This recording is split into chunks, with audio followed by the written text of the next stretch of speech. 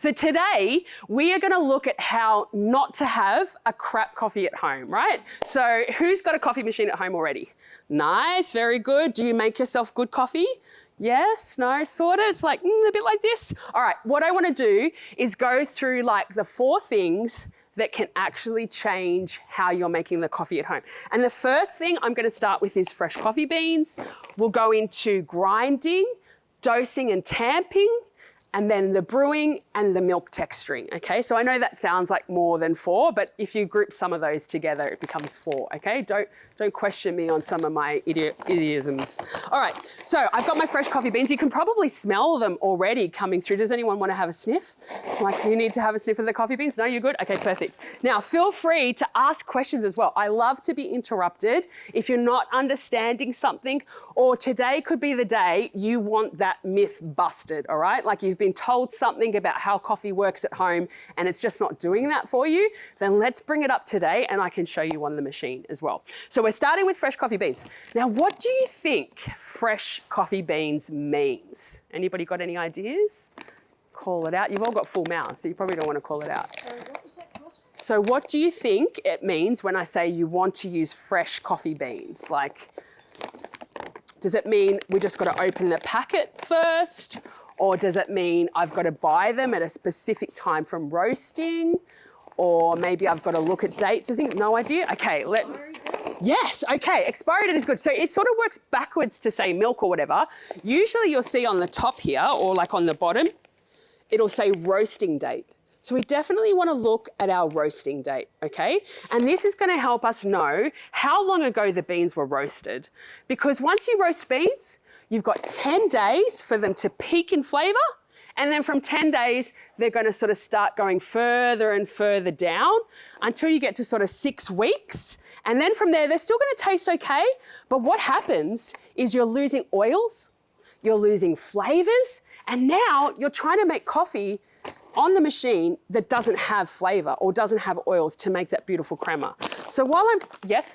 So even if you close the bag off after you yes. fill it up, that still happens? So what you want to do is use a vacuum sealed container, and this will slow the process. So what do you think the 4 things are that actually stale coffee beans? Does anyone know?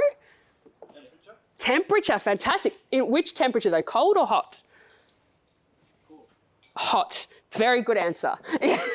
That's okay. So cold is actually good for coffee in terms of putting it in the freezer if you're not going to use coffee for a long period of time. So you might, I'll make 2 here, I think. No, let's just do 1 because then it'll be really yum. So I'm just going to go in here and change it to small. And then we'll hit play so you can see what I'm actually talking about here. So when I make coffee, there's going to be crema and oils. The hot pressurized water is pushing through and taking those flavors out of the coffee and putting it into the cup.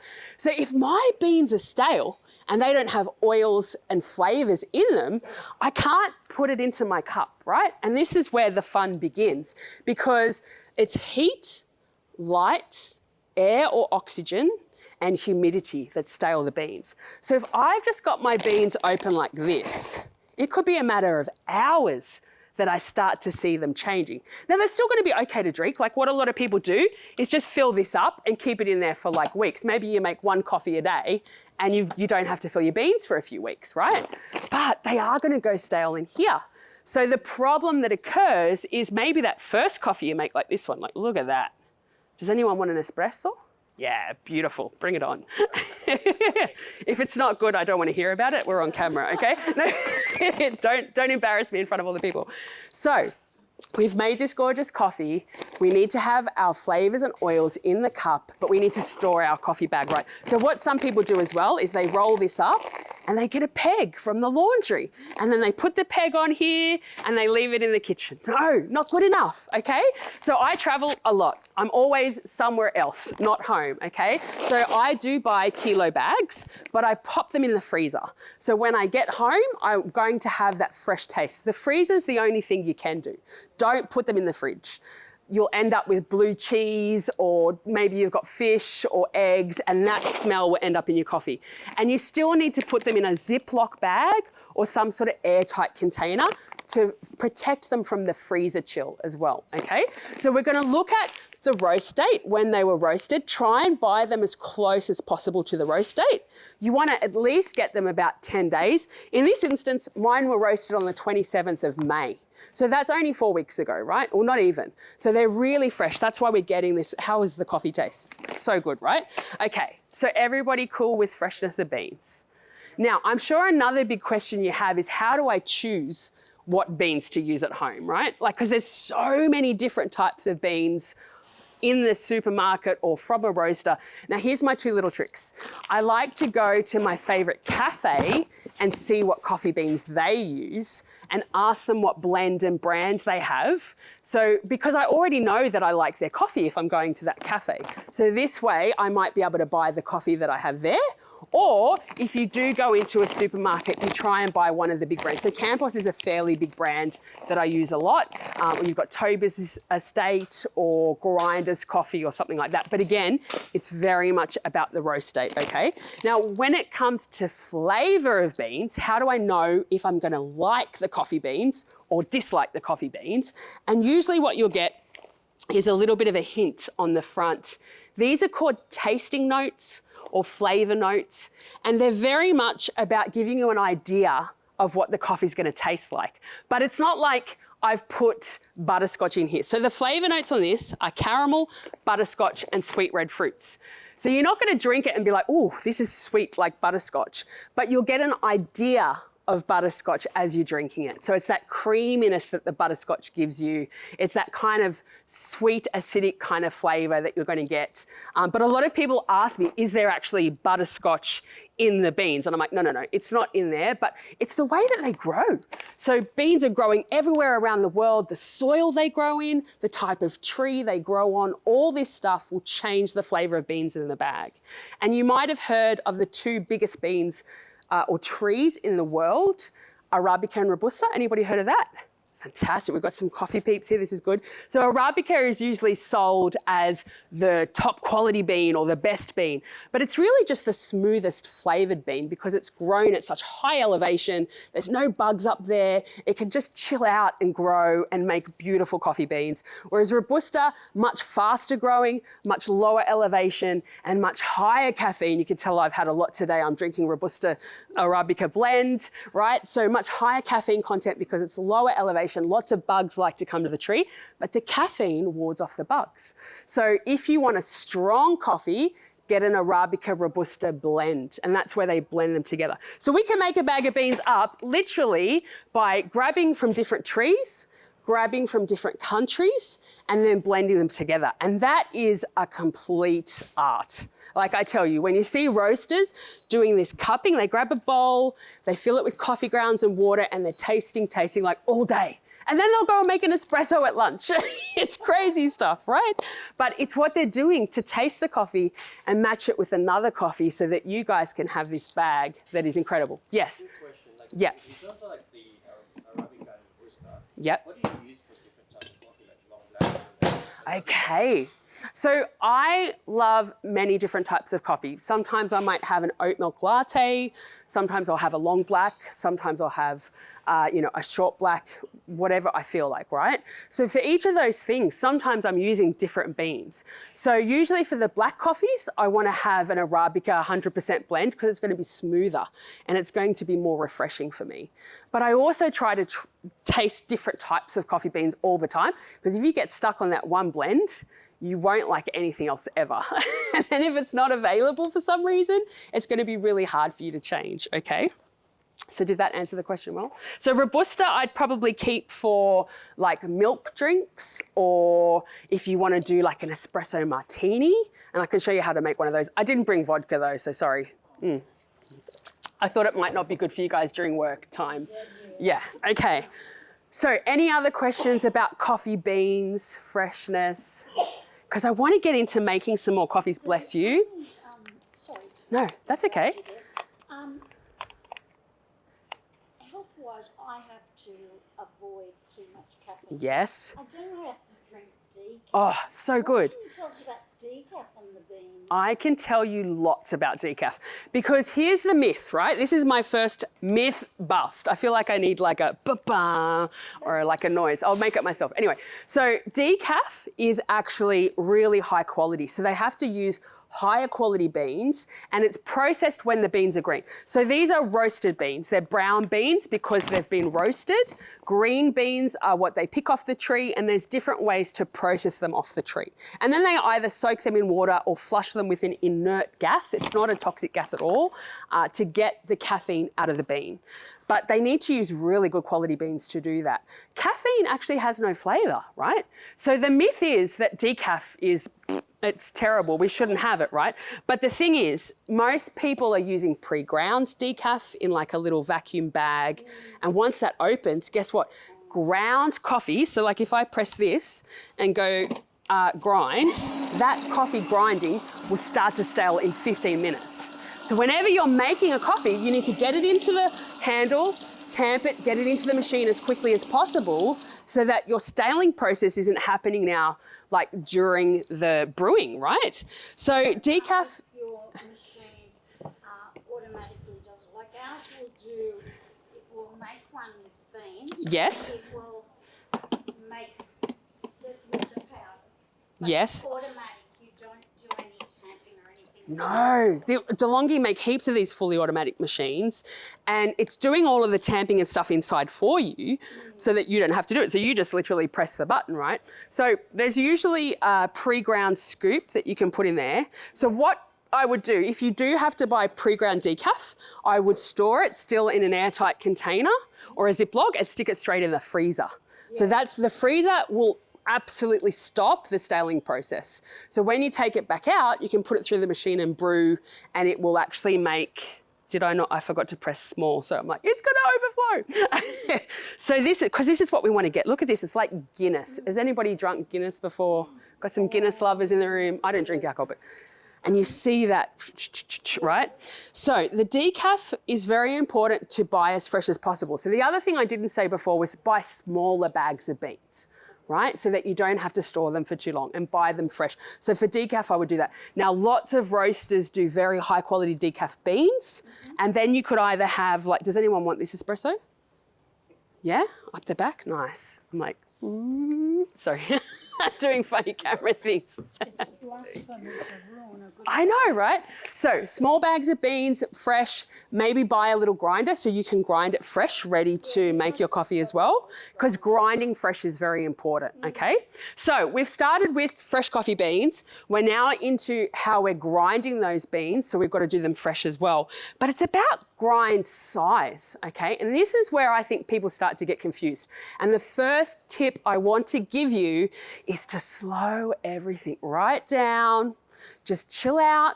You're going to get to a good cup of coffee, but don't be changing dose, changing grind, changing temperature, doing this, like doing everything at once. We want to change one setting at a time, and we want to make a few coffees before we change that setting again. And this will help you make an excellent cup of coffee. So this coffee's pouring pretty good, but let me show you just how quickly it can go bad just by putting the wrong amount of coffee in, okay? So we're talking dose of coffee. And also, another really important thing, you'll see me wiping this and cleaning it so I have no old coffee in there, but this is also very hot. So if you're turning the machine on first thing in the morning and your group handle or portafilter is cold, heat it up with some hot water first. And I know I said heat stales coffee, but we need the portafilter to be hot because now we're going to brew it straight away, and we need heat to bring out all the flavors, right? So with my Specialista Touch, I'm putting my dosing and tamping guide on to make sure that I don't have coffee flying everywhere. So it's mess-free, very cool. We'll go into espresso again. And now, instead of doing like there's two different sizes of baskets, right? So I've got this single size, which is what I can do for one coffee, like single espresso, but I'm using the double basket because I like strong coffee, or later we can make two coffees at the same time, right? So normally I'd have to do a double dose in my setting. So that's going to grind the right amount of coffee, but I'm going to say single dose, all right? And then I'm just going to push back to grind. So not enough coffee is going to go into this basket. And what do you think is going to happen? Any guesses? Water? Yeah, it's going to be watery, exactly. So even here, like look at that, it's really, really low. Can you see? So there's a ridge. All of our manual machines have a ridge inside the filter basket, and that's what's showing you where to dose to. So it's like a visual guide for you, right? But this is almost a centimetre below that ridge. So let's pop it in. It might still look okay, but it's definitely not going to smell or taste okay. So we'll pass this one around so everyone can have a smell. So we're going to press play and we'll see what happens. So have a look to see if the colour changes. See how quickly it pours? This one's going to look more like a rushing river or like waterfall. Where, you know, we're going to Niagara Falls and it's going really quick. Now, it's still got some crema on it because my beans are really fresh, but it finished. Like, did anybody count how long that took? Not long. Not long, right? Now, let's pass it around. Have a smell. Have a little, and keep passing it around so everyone can have a smell, because it kind of has a crema on it, but this crema is going to disappear really fast. So because my beans are really fresh, there's enough oils to give it a crema, but it's not going to taste very good at all. So maybe you're one of the espresso drinkers when we get to the back, if you want to taste it, and you can make like a funny face. Because what's happened here, it's poured too fast, so there wasn't enough time for the pressurized hot water to brew and pull the flavour out of the coffee. So 1, it's going to be watery. 2, it's probably going to be sour. 3, it could even be bitter or just not have enough flavour. And if my beans were stale as well, they would just be like drinking dirty water. Has anybody drunk dirty water? Probably not. You probably don't want to, right? It's a bit gross. It's not something you want to do. Now, the other really cool thing here, as you can see, because one of the biggest questions I get asked is, why does my coffee look so wet and like after I've made it? And this is because there wasn't enough in there. So too much water has poured through, and it's almost like silty mud. Like it's not even tamped anymore, you know? And the tamping is just about squishing the coffee down so that you're creating the right platform for the pressurized hot water to hit, right? So let's get rid of that. And there's like, look at the mess. It's really gross. So what did I do wrong here? What was the issue here? What have I done wrong? Do you remember? I did give you the answer. Not enough coffee. I mean, you're going to get a prize because you're just answering so many questions. I love your enthusiasm. Okay. Sorry? So, she's a psychologist. Nice. She's reading my mind. No, you don't. That's not what psychologists do. Okay. That's a different thing. Okay, so let's go in. Let's make a better coffee this time. So all I'm going to do is go back to leaving it on double for the brew. So we're using the right amount of coffee, and I'm just going to push back and I'll show you the level with the right amount of coffee. Now this can also happen the other way, where I put too much coffee in, and you might actually find it really difficult to get it into the machine, and you're like fighting with the machine getting the handle in. There's too much coffee in there. Remember, you need to leave a little bit of space for the hot pressurized water to hit, because the coffee's going to grow. It isn't going to bloom, it's going to open with the hot water so that the flavour can come into the cup. So am I making a lot of sense here for you guys and girls? Fantastic. Now, the thing I love about this machine is we've actually got levels on the tamp. So when I tamp, if it's lined up exactly with okay like that is, that's showing me I have the right dose as well. So I'm like right on the perfect dose. So then when we look in here, I'll just give it a little, because I moved it and made it go dusty. So look at that. When we look at it now, we're right on the line. So this is the correct dose. So we go back. I'm using my left hand. I'm meant to be ambidextrous, but there we go. For some reason today, my left hand doesn't want to do the work. So now I'm going to put my glass under, and let's have a look at this one.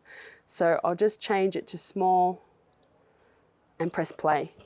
So it should look like warm honey drizzling from a spoon.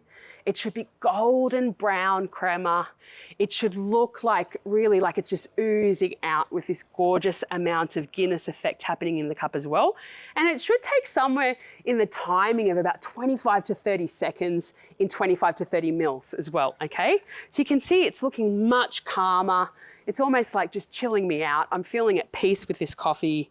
Does anyone want to drink this one? Yes, you'd go it. Look at that. And see, it takes a long time for the crema to settle as well. So these are all the things that we're looking at. There you go. Bon appetit. These are all the things we can look at to help us see if we're making a good cup. Because I tell you what, if I'm not getting the coffee that looks like that, it ain't going to these lips. I'm not going to taste it because I know I'm just going to be like, it's gross. So you want to have a visual idea that your coffee is good. It should smell good. It should look good. It should taste good. Okay, yes. No, please. I've got the second one. What the course of the grinding? What number have you got? Okay, so this one is on number 7 at the moment. So this is where I'm going to talk next. So we've just done dose and seeing how I like to do dose first because, yep, I'll hold you for that question just 2 seconds. I like to do dose first because once I've got it correct, usually I can change the grind one number either way and get perfect coffee. In some circumstances, especially with like our Opera or Maestro machines, it's definitely better to do dose first and then do grind. Now, what was your question going to be? With the dose, Yep. how many grams usually is it? From 16 to 18 grams? Absolutely. So all of our baskets can dose up to 20 grams with the double size. So you don't really want to go below 18 grams in that basket or 16 at your maximum lowest. But that dose level that's in there is going to give you around that 20 grams. But of course it matters how coarse or fine your coffee is as to how much will fit in there. So if you're going much finer, then you might have to tweak the dose a little bit up or down I should say, because now you've gone finer. So this is where the play happens, right? You're trying to find the right grind, right amount of coffee, and then that's got to pour at the right time. So it's grind size, dose, and then the time that it brews. So we've got our time already, which was 25 to 30 mils in 25 to 30 seconds. We know our dose needs to be to the ridge or between that 18 and 20 grams if you are going to weigh it, because some people will have scales and actually weigh the coffee. It's a really nice, precise way of getting a perfect shot. Yeah, exactly. And then you can even use your scales here as well and weigh the espresso and that 25 grams I like a shorter shot, so I'm going to look for about 25 grams in that 25 to 30 seconds as well, okay? No, this doesn't have a scale, but you'd put your own scale on there. Yeah. Don't talk the machine down, Fung. Come on, man. It's so good. No. But there are some machines that have scales. Very expensive commercial. My La Marzocco company that I used to work for was like that. They have a scale machine. So for the grind, this is where I'm going to look at the same things. So I'm still looking at the crema. I'm still looking at the way that it's pouring and the timing or the weight that's pouring, right? So this is where I've actually got it on the right grind, but let's just change it and see what happens. Now, this is where you need to be really careful because most home machines need to be activated when you change the grind. So what I mean by that is you're going to go into the recipe, you're actually going to press it into grind, and then you can change it, okay? Now, I've changed it one number. I can just press stop and just get rid of a little bit of coffee because I don't want to waste it. And now I can go back and press it again and it'll dose the full amount at that new grind. But I might need to make 1 or 2 coffees just to make sure the grind has taken effect. So remember before when I said slow it down, do one thing at a time? We've set our dose, now we're just gonna focus on grind, okay? So I've made it a little bit slower, okay? So does everyone remember how to know whether to go finer or coarser? Okay, because this is going to be like the best thing that will help you ever. You can see it's actually gone a little bit lower now too because I'm finer, so I might tweak my dose in a sec, but let's just put it in and see what happens. So I like to think of rocks and sand. So if we've gone for a hike and we're sitting near the waterfall, we've got lots of rocks, or at the river, how fast does water pour through rocks at a waterfall? Like it's just going, gangbusters, right? There's a lot of water coming through. So rocks is coarse coffee, so it's a higher number on the grinder. That means your coffee is going to pour faster.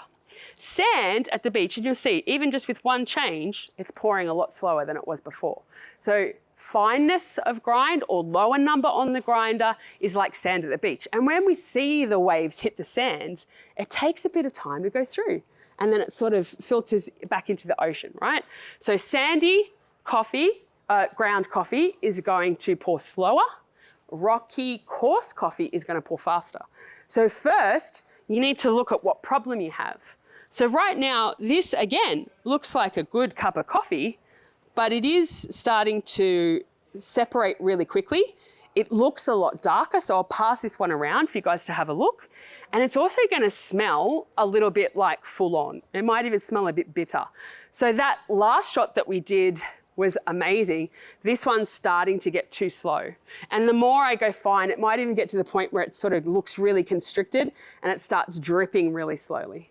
Now, the only thing to watch is sometimes with your basket, when you don't clean it enough, the holes will get clogged and it'll look restricted because you haven't cleaned. So cleanliness is 100% part of the issue as well, because that's going to affect the flavor. If I don't clean my machine enough, I'm going to end up with coffee that tastes like gross, right?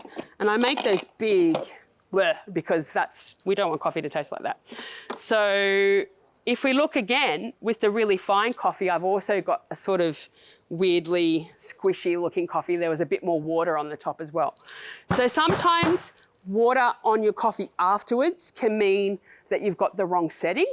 But if the coffee tastes good, then it just means it's a humid day and a little bit of the water staying in the coffee. So always taste. So here's my sort of roundup of what we've talked about, okay? So we're starting with fresh coffee beans. We're making sure we get them fresh from roasting, but we also mean fresh. We're storing them correctly. So only put in here what you need. Then we're going to set our dose to the ridge on the basket. But if you have a machine that doesn't have a ridge, you would weigh it or go at least 5 ml from the top. So dose is very important, the right amount of coffee.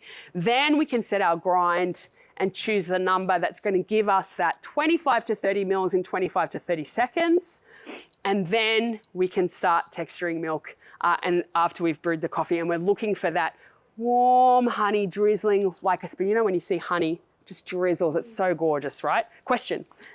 I'll have a drink while you ask me. My decaf coffee is often coming out weak. So do I need to turn, because mine's an automatic one, Yeah. I need to turn the grind disc to A lower number. Lower? So you're putting beans in the grinder that are decaf? yeah, Or you're not using your pre-ground chute? powder, I'm not sure. Yeah, so Put some beans. if you're using the beans, 100%, you might need to go lower. So just remember, press a recipe to activate the grinder, then move the grinder disc inside. It'll be in where the beans are probably. You'll move it to a lower number and that might help it be less weak. This has got a disc on the front that you turn. Yep, what brand? No, that doesn't matter if you don't know. It's all right. We can always do like an email and I can help you if you send me some photos and I can help you set up your machine at home. Like that's part of the deal as well, guys. You can go inside and adjust. Yeah, absolutely. All machines should be giving you the ability to change grind, dose, and temperature. So just before I move to milk, I want to very quickly talk about temperature because this is where it can greatly affect the flavor. Now I know, is anyone like a really extra hot coffee? Yeah, okay, perfect. We've got a few. Like, there's nothing wrong with you, okay? That's just your taste. Don't ever let anybody tell you how you should drink your coffee, right? You can have it however you want. But here's my tips for you. If you like extra hot, you're probably going to put the machine on its hottest brewing setting, but that might not be the best setting for the coffee. So here's where temperature comes in again. We said hot temperature can affect our beans, and guys, I am aware that I've got an open bag of beans sitting on the table selling, but it's just for the sake of the demonstration, right? Normally I would put these in a container.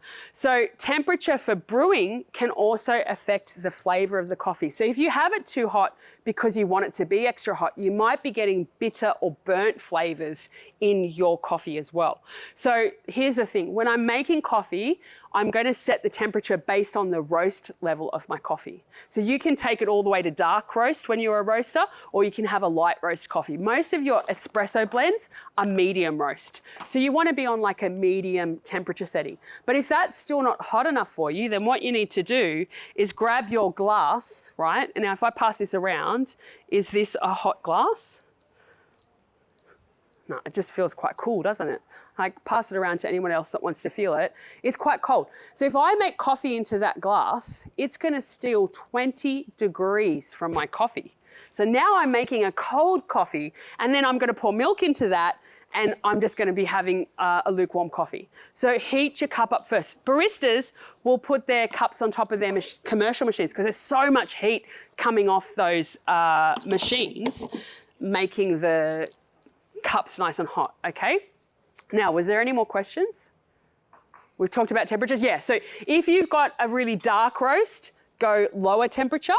If you've got a really light roast, go higher temperature. Okay, that's the sort of scale you want to be on, right? And if you don't remember any of this stuff, just tell Fung on email and he can ask me these questions later as well. I'm always contactable, okay? Because I love helping people at home make excellent coffee. All right, so now what I want to do is grab my cappuccino cup, which is right here, and I'll demonstrate how I would heat this up.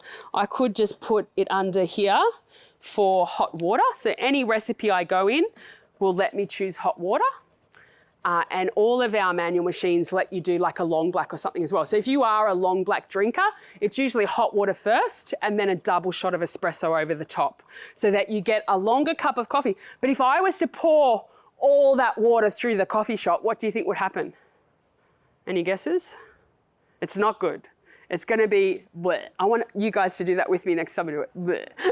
Okay? So basically, too much water is going to pour through the coffee and I'm going to burn it. So that's why it's 25 to 30 seconds in 25 to 30 mils. Okay?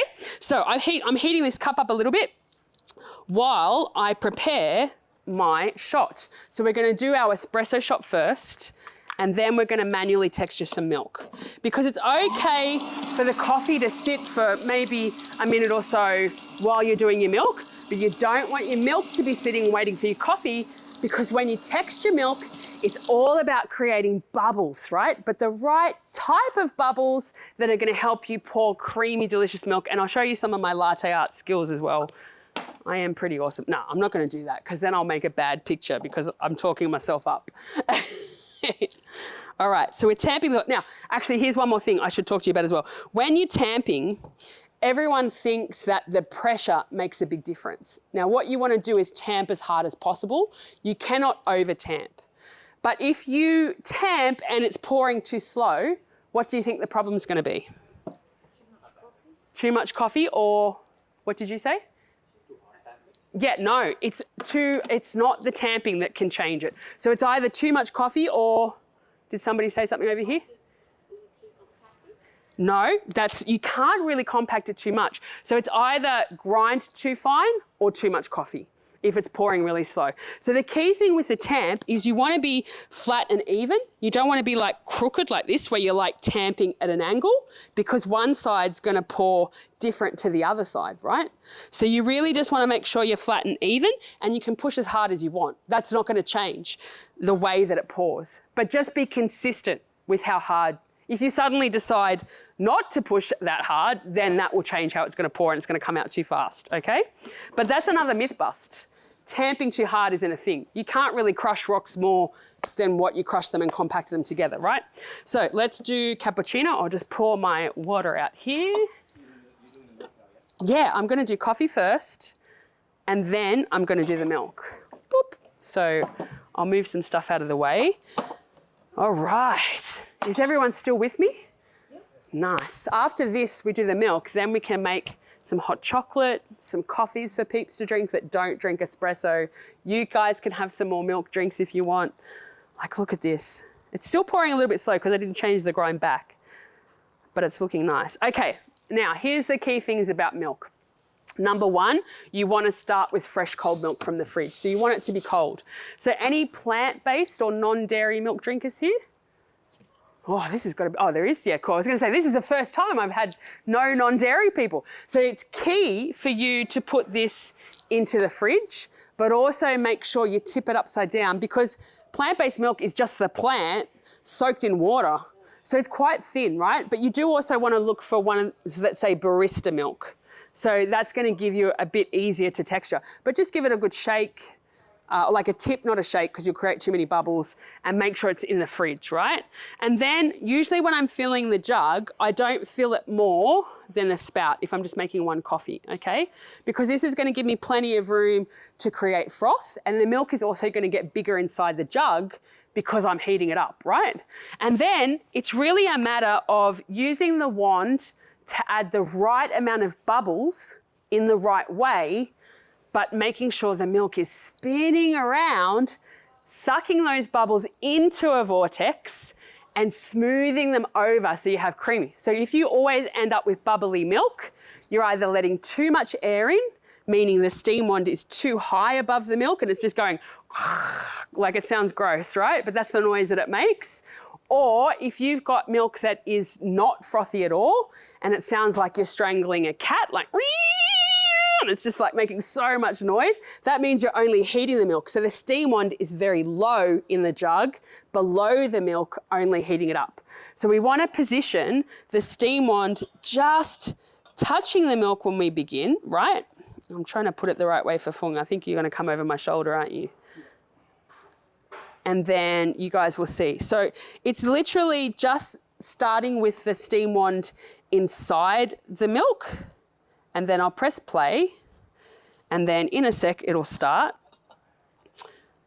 And then it's getting the jug at the right angle that the steam wand is just skimming across the surface, and then I'm listening for it to sound like tearing paper, so that sort of noise. So there's my strangling cat. But if I just go, see how little I'm moving the jug? It doesn't even look like I'm moving it, but like a millimeter of movement and I've got tearing paper noise. Can everyone hear that?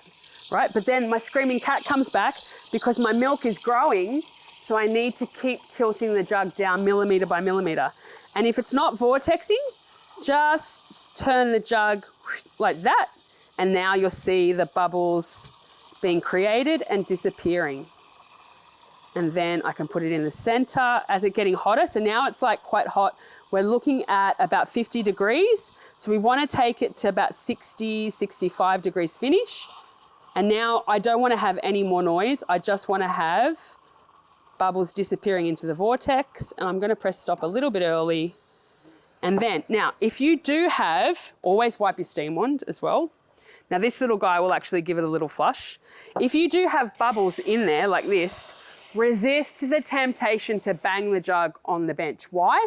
Because milk and froth, milk is heavier than froth. And if you bang the jug, you're going to force the heavy milk to go to the bottom and the froth to rise to the top. And you need it to be joined. But see how just by very slowly smoothing it around like this, I'll get rid of bubbles, and I'm going to keep my milk and froth joined together so that when I pour it here, let's see if I can do it. Whoops, I'll try not to spill it everywhere. Okay, now I'm going to pour nice and slow into the center of the cup.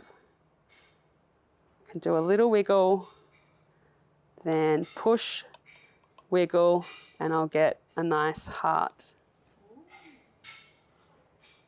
Does anyone want a latte? No? Anyone? Yes? You're like, I don't want any more coffee. Okay, I'll put it here. So that's the trick, right? It's all about listening for the right sound, making sure it's positioned in the right spot. And then the pouring is probably the hardest part altogether because you're trying to pour at the right angle. But just remember, the lower I pour, so let's pretend this is a cup. If I'm pouring lower and faster, so I've actually got the jug tilted up, more froth is going to go into the cup.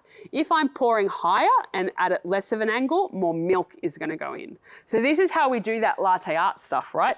If we're pouring faster, more froth is going to go in, but I've also got to wiggle it in the right way. So the heart is the easiest one to do. So you're going to start slow and then you literally just give it a scoop at the end and that will create a heart. But it's very much about speed of pour and where you're pouring in order to get that right thing going, right? Nice. Any questions? Does anyone want to have a go?